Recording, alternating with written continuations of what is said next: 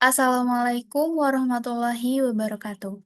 Sebelumnya, perkenalkan nama saya Fahrunisa Lailatul Isnaini dengan NIM 182231066. Di sini saya akan mempresentasikan hasil dari proyek Sistem Kontrol BLDC mata kuliah Praktikum Elektronika 2 kelas B2 yang diampu oleh Bapak Heri Tiraksana dan juga Bapak Edo.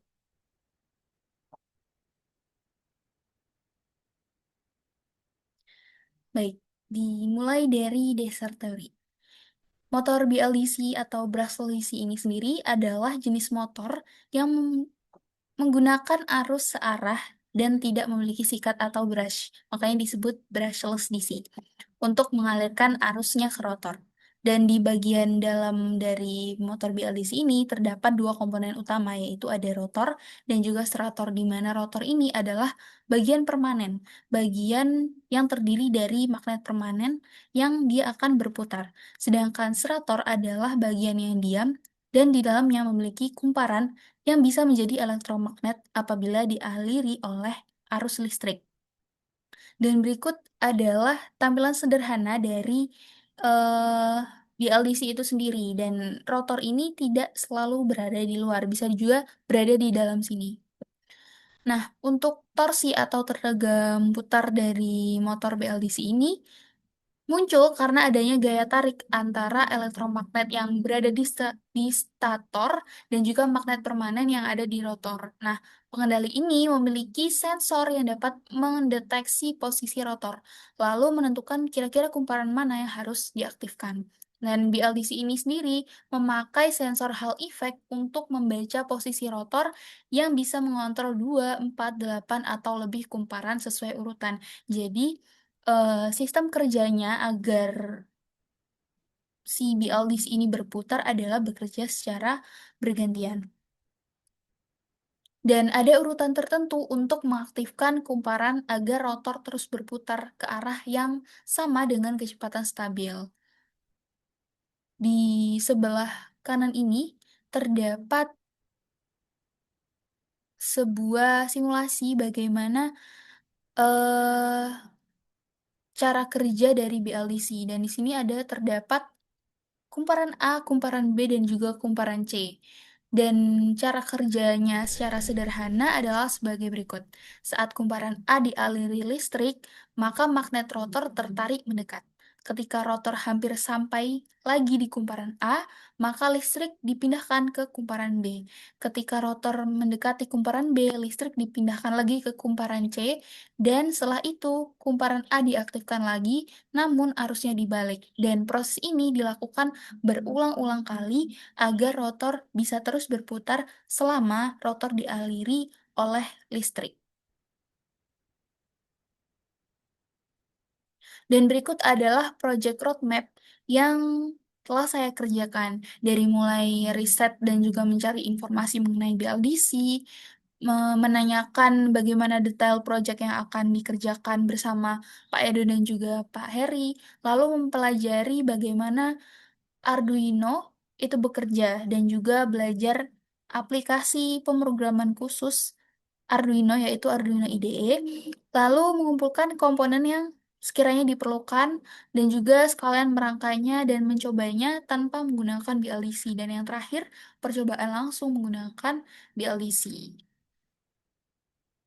Berikut alat dan bahan yang dipergunakan. Di antaranya ada alat dan bahan yang saya kumpulkan sendiri dan juga alat dan bahan yang tersedia di bengkel. Nah, alat dan bahan yang saya kumpulkan sendiri itu ada Arduino Uno dan kabel penghubungnya, lalu potensiometer 10K, kabel jumper, LCD I2C, dan juga breadboard. Lalu eh, alat dan bahan yang tersedia di bengkel itu ada BLDC, controller, MCB, dan juga baterai 12 volt. Di mana eh, spesifikasi dari BLDC dan kontrol ini hampir sama, yaitu dengan besar tegangan 72 volt dan besar arusnya adalah 3000 watt. Sedangkan baterai yang tersedia itu adalah sebesar 12 volt, sehingga dibutuhkan 6 baterai yang disambungkan agar bisa mengaktifkan 72 volt dari BLDC-nya. Selanjutnya adalah kode pemrograman yang dipergunakan. Di sini saya akan menjelaskan sedikit bagaimana kode pemrograman ini bekerja. Dari awal, karena saya menggunakan LCD I2C, maka saya menggunakan library dari Liquid Crystal I2C untuk mengaktifkan LCD-nya. Nah, lalu menginput pinnya, ada dua pin utama, yaitu pin A0 yang disambungkan ke potensiometer, dan ada pin D9 yang nantinya akan disambungkan untuk ke controller BLDC-nya. Lalu di sini ada eh, pengkonversian dari nilai ADC dari potensiometer, yaitu dalam rentang 0 sampai 1023, dan dikonversikan ke nilai PWM, yaitu dalam rentang 0 sampai 255. Nah, kenapa dikonversikan? Karena agar menyetarakan kedua nilai tersebut. Jadi ketika kita menginginkan kecepatan eh, dinaikkan ataupun diturunkan, kecepatan tersebut akan stabil. Dan hasil kecepatannya itu dikeluarkan dalam bentuk persen. Selanjutnya ini adalah trial atau percobaan kode tanpa menggunakan BLDC. Jadi ini belum disambungkan ke BLDC-nya.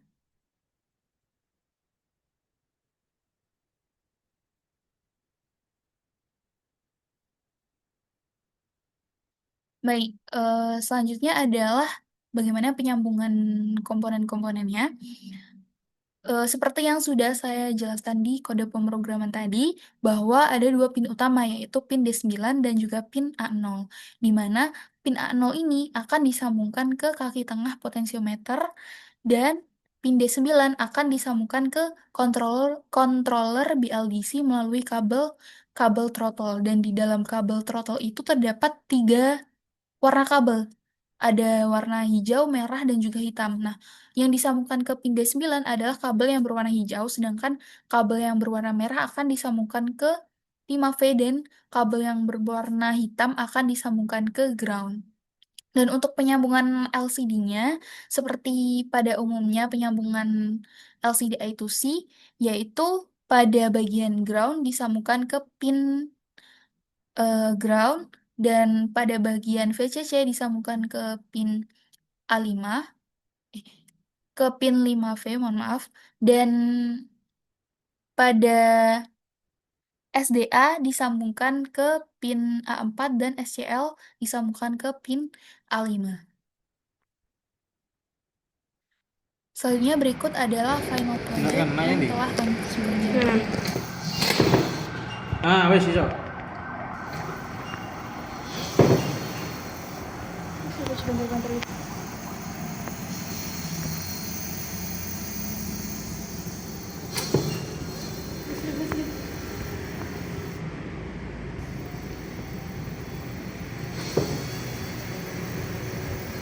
Good.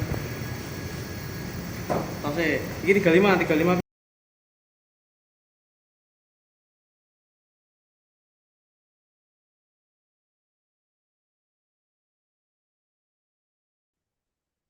Baik, selanjutnya adalah pembahasan dari hasil proyek yang telah dikerjakan. Pada proyek ini telah dibuat sistem pengendali kecepatan motor BLDC berbasis Arduino Uno dengan masukan potensiometer 10K. Nah, hasil pengujian menunjukkan bahwa variasi posisi potensiometer berbanding lurus dengan perubahan kecepatan motor.